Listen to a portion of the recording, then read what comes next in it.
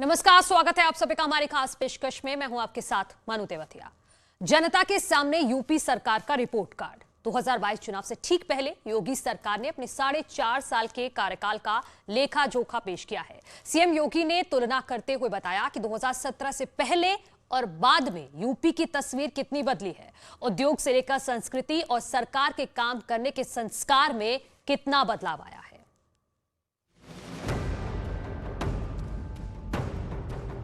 बहुत ही सेफ महसूस करते हैं। इस सरकार में जो है पूरा मुसलमान जो है, जितने भी लोग हैं, बहुत ज़्यादा सुरक्षित। अब तो किसी चीज़ का डर भी नहीं है, क्योंकि जिस हिसाब से कड़ी कार्रवाई हो रही, योगी जी हमारे जो वजीर आला हैं वो पूरी तरीके से कड़ी कार्रवाई कर रहे हैं गुंडों बदमाश माफिया के ऊपर।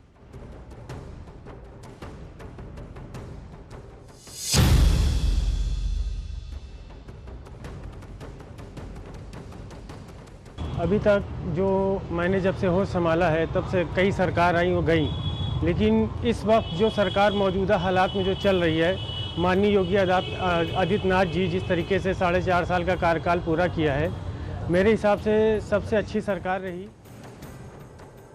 4.5 साल का कार्यकाल पूरा होने पर लोग बोल रहे हैं कि अब तक की सरकारों में योगी सरकार बेहतर काम कर रही है। मैं अपने आप को बहुत ज़्यादा और गवर्नमेंट के बनिस्बत इस गवर्नमेंट में अपने आप को बहुत ज़्यादा मैं सुरक्षित महसूस करता हूं, और जिस तरीके से पहले एक दबंगई होती थी, माफियाओं का राज था, वो ख़त्म किया। इस चीज़ से मैं बहुत खुश हूं। योगी सरकार पर अल्पसंख्यकों को निशाना बनाने और डराने के आरोप लगते हैं। भेदभाव को आरोप लगाकर विपक्ष सरकार को घेरता है, लेकिन योगी सरकार के 4.5 साल पूरा होने पर अल्पसंख्यक समाज के लोग कुछ और कह रहे हैं। एकदम आसानी से चल रही है, कारोबार भी चल रहा है अपना, सब कुछ। अब किसी तरीके का मतलब किसी अधिकारी से या फिर किसी से भी पहले बहुत सारी प्रॉब्लम क्रिएट होती थी हर सरकार में, लेकिन इस सरकार में जहाँ तक उम्मीद है बस भ्रम फैलाया जा रहा है कि एक मुसलमान के लिए प्रॉब्लम है, ये है, तो ऐसा कुछ नहीं है। जो आम जनता कह रही है, सरकार ने 4.5 साल पूरा होने पर वैसा ही दावा किया है। सीएम योगी ने जनता का धन्यवाद करते हुए कहा कि पब्लिक की मदद से अब तक का कार्यकाल बेहतर ढंग से पूरा किया गया। मुख्यमंत्री योगी आदित्यनाथ ने प्रेस ब्रीफिंग कर सरकार के कामकाज का ब्यौरा दिया है। मुख्यमंत्री ने कोरोना काल में सरकार की मैनेजमेंट की तारीफ करते हुए कहा है कि यूपी जनसंख्या के लिहाज से सबसे बड़ा राज्य था, लेकिन यूपी ने जिस तरीके से कोरोना के मामलों को संभाला, इसकी तारीफ विदेशों में भी हुई। इस मौके पर सीएम योगी ने अपनी उपलब्धियों की तस्वीरें दिखाई, वीडियो के माध्यम से चल रही योजनाओं को बताया, महिलाओं की सुरक्षा से लेकर गरीबों के घर तक रोशनी पहुंचाने की कहानियां भी सुनाई। देश के विकास में एक रुकावट के रूप में देखा जाता था, वही यूपी आज देश के बड़े अभियानों का नेतृत्व कर रहा है।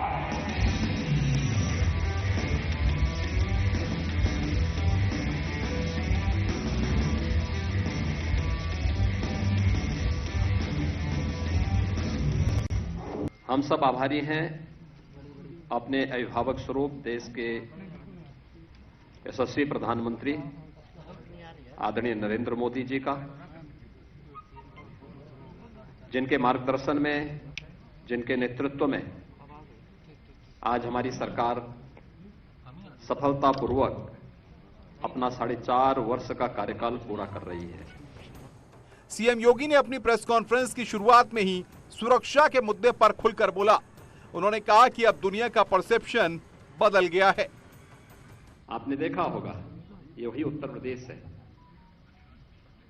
जहां पर पेशेवर अपराधी और माफिया सत्ता के शागिर्द बनकर के सत्ता के संरक्षण में भय और दहशत का माहौल पैदा करते थे, अराजकता फैलाते थे।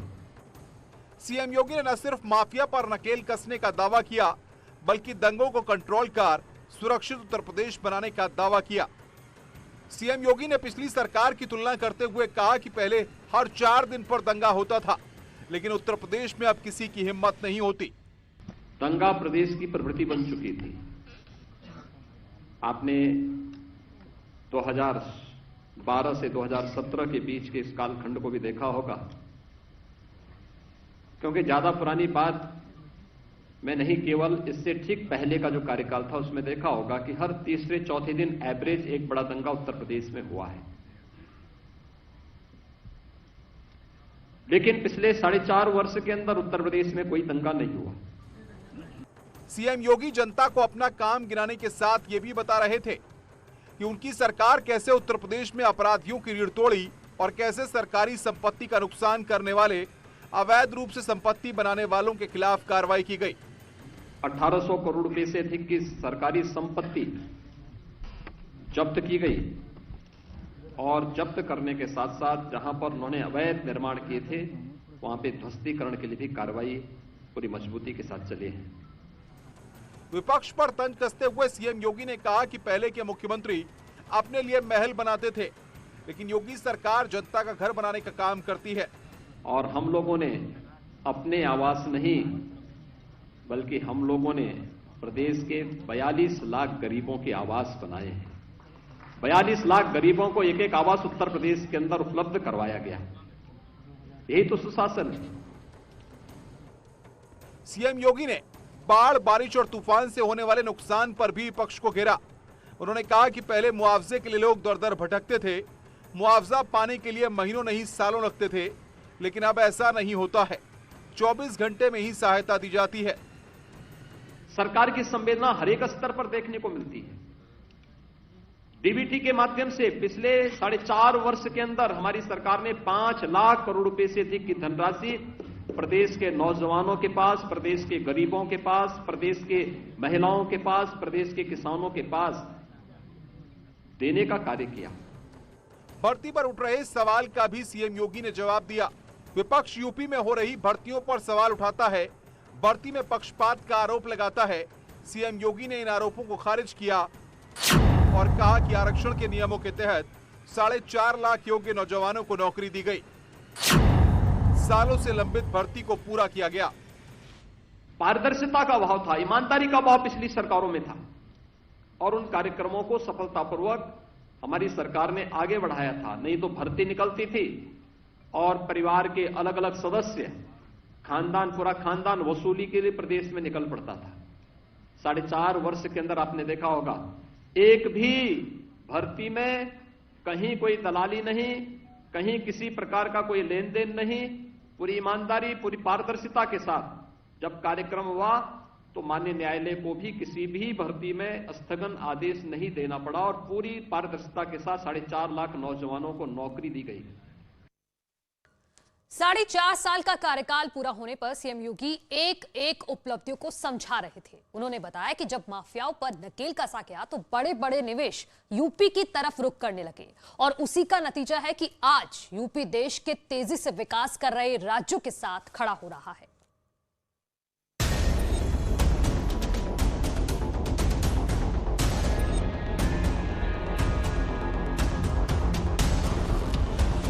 दो 2022 चुनाव से पहले योगी सरकार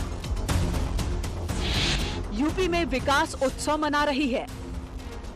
सोच ईमानदार और काम दमदार के नारे के साथ जनता के बीच जाने की तैयारी है। सुरक्षा का बेहतर वातावरण बना तो प्रदेश के अंदर निवेश भी बड़ी पैमाने पर आया।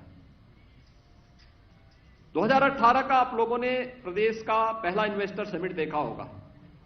देश का हर उद्योगपति आया था और आज प्रदेश के अंदर पारदर्शी कार्य पद्धति, त्वरित निर्णय लेने की क्षमता का परिणाम है कि देश और दुनिया का हर उद्योगपति प्रदेश के अंदर निवेश करने के लिए उत्सुक है। सीएम ने कहा कि ईज ऑफ डूइंग के क्षेत्र में यूपी ने लंबी छलांग लगाई है, यानी यूपी में बिजनेस करने में अब पहले की तुलना में परेशानी कम होती है। सरकार की मदद से बड़े उद्योग तेजी से बढ़ रहे हैं और बेहतर काम पूरे यूपी को विकास की पटरी पर ला रहे हैं।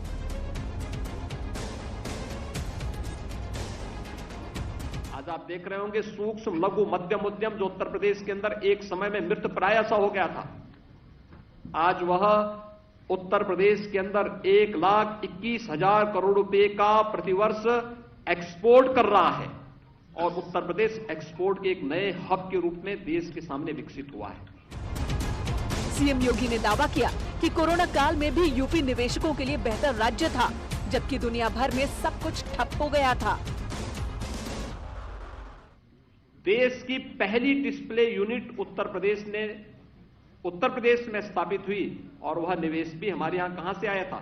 चीन से आया था। चीन से निवेश भारत में और भारत में उत्तर प्रदेश में हो, ये उत्तर प्रदेश के लिए एक उपलब्धि थी। निवेश से यूपी में 1 करोड़ 61 लाख नौजवानों के लिए रोजगार की संभावनाएं बनी। ओडीओपी के जरिए जिलों में विकास की कहानी लिखी जा रही है। विश्वकर्मा श्रम सम्मान योजना जैसी पहले की योजनाओं को भी सीएम ने गिनाया और बताया कि कैसे इन योजनाओं ने यूपी में बदलाव की कहानी लिखी। आज आप देख रहे होंगे सूक्ष्म लघु मध्यम उद्यम जो उत्तर प्रदेश के अंदर एक समय में मृतप्राय सा हो गया था, आज वह उत्तर प्रदेश के अंदर 1,21,000 करोड़ रुपए का प्रतिवर्ष एक्सपोर्ट कर रहा है और उत्तर प्रदेश एक्सपोर्ट के एक नए हब के रूप में देश के सामने विकसित हुआ है। सीएम योगी ने स्वरोजगार, कोरोना काल में बेरोजगार लोगों को रोजगार देने के साथ साथ इस बात का भी जिक्र किया कि पहले ट्रांसफर पोस्टिंग के नाम पर पैसे बनाए जाते थे। एक उद्योग की तरह ट्रांसफर पोस्टिंग का काम चलता था, लेकिन अब ऐसा नहीं होता। 2017 के पहले ट्रांसफर और पोस्टिंग एक उद्योग हो चुका था, इसकी भी बोली लगती थी, इसके नाम पर भी हर एक पोस्ट बिकता था। लेकिन पिछले 4.5 वर्ष के अंदर कोई भी व्यक्ति आरोप नहीं लगा सकता। और यहां रुकने एक छोटे से ब्रेक के लिए जल्द लौट रहे हैं।